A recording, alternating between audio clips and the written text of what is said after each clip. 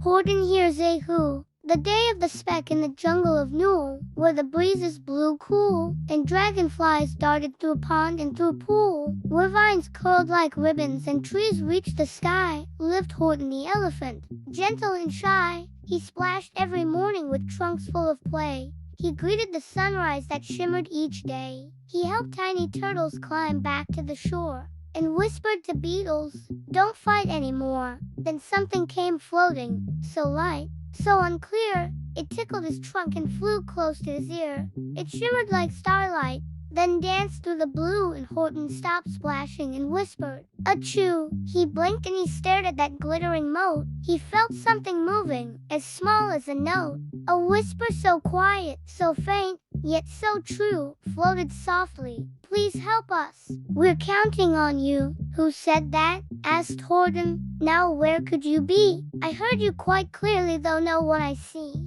He peered at the speck as it twirled on his nose, and said, "I'll protect you wherever it goes." He plucked it and placed it on clover so green, so gentle, so careful, so calm and serene. Then Horton declared with a smile, "Big and small, a person's a person, no matter how small." The voice from the clover, a whisper, rose up from the pink petal's dome. "We live on this speck, and we call it our home. Our city is Whoville, our people are Whos. We dance and we dream and we read the Who news." Horton beamed kindly. "Oh heavens above, you've got your own city. You're worthy of love. I'll guard you and keep you. I'll never let go, for Whos deserve kindness, and that I well know." But rustling nearby came a snort and a scoff. It was Sour Kangaroo, with her baby, who coughed. "You're talking to dust. Have you lost your big brain? You're doused in delusion, completely insane." Her pouch gave a bounce,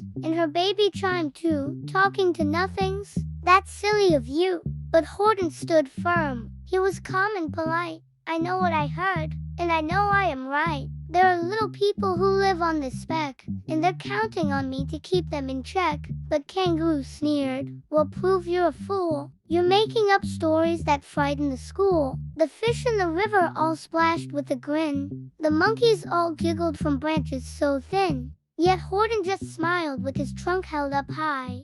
"I'll help every Who, till the stars fill the sky." The mischievous monkeys from branches came chatter and laughter and cheer.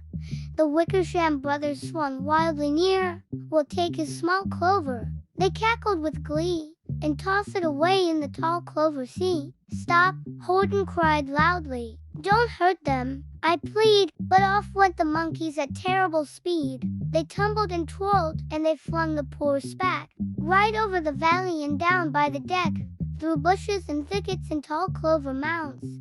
The speck tumbled onward with skipping stone sounds. Horton charged after, heart pounding with dread. My Whos might be hurt. They could all end up dead. He searched for that clover through thousands, not 10. He sniffed and he lifted again and again. He picked up each blossom and whispered, "Not you." Till at last one faint voice softly answered, "Yoo-hoo." He smiled with relief and he blew off the dirt. "You're safe now, dear Whos. You are safe and unhurt." From far in the jungle came laughter anew. But Horton just nodded. "I'll always trust you, for kindness is courage, and courage stands tall, and a person's a person, no matter how small." The kangaroo's plan. Now Sour Kangaroo felt her patience grow thin. This elephant's nonsense must stop or begin. He's filling our jungle with babble and noise, and frightening all of the good girls and boys. The birds flapped around her. The monkeys agreed. They all joined together in one awful deed. They tied up poor Horton with vines rough and tight, and said, "We will end this ridiculous fight." The clover was taken, the speck held on high. They marched toward the kettle to drop it nearby. "Boil it," cried Kangaroo. "Boil it right now. We'll end his delusion. We'll silence his vow." "Oh, stop!" Horton bellowed, his eyes wide with fear. "My Whos are inside there. Their voices I hear. Please listen, please listen. They're real as can be. Don't harm them, I beg you. Please listen to me." But no one would listen, no matter his cry.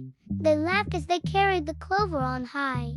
So Horton called down to his friends on the speck, make every sound louder, give every who heck, bang every drum, blow your horns high and true, shout till they hear every last one of you. And down in the city of Whoville below, the mayor called a meeting and shouted, "Let's go! The Who's make some noise, every Who, young and old, every singer and shouter. We need all your voices to make ourselves louder. From kitchens to rooftops, from porches to halls, from Whoville apartments to candy-striped walls. They banged every pot and they rang every bell.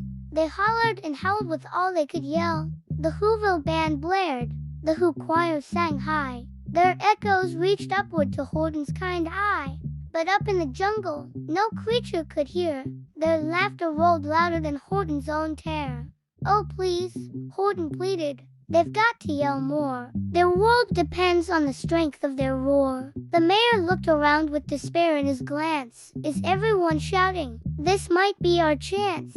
He checked every window, each family, each home, but one small boy sat there, just quiet, alone. His name was Jojo, a shy little Who, with hair sticking up in a curl or two. He hadn't said anything, hadn't made sound. He just watched the chaos all swirling around. The mayor knelt beside him and whispered, "My dear, we need your voice badly, or we'll disappear." One tiny voice more could make them all hear. Jojo gulped hard, then he opened his mouth. He took in a breath that came from down south. He puffed up his chest, though his knees fell to flop, and out of him thundered a wonderful yap.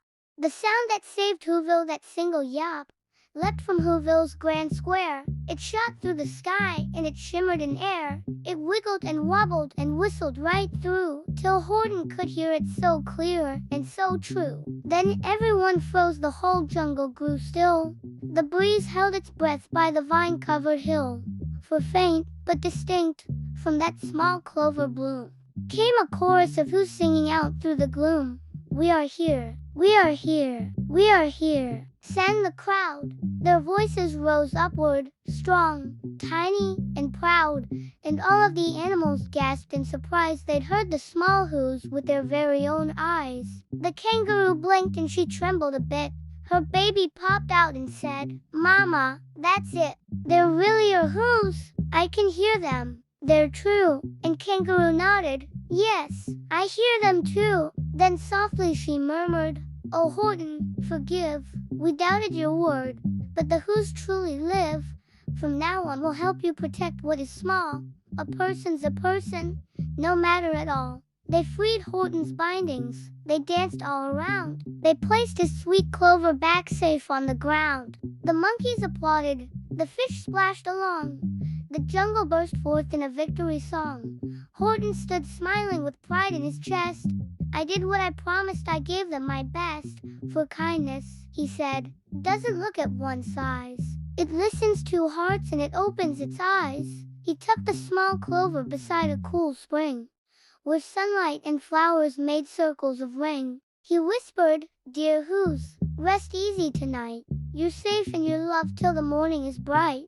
And down in the speck, in that world made of dew, the Who's built a statue of Horton in blue. They sang him a song of their courage and cheer, for Horton the brave, who had learned them to hear the lesson of Nool. Now every new sunrise in Jungle of Nool, the creatures remember a simple, sweet rule: not strength, nor the loudest, nor biggest of feet, but hearts full of kindness make living complete.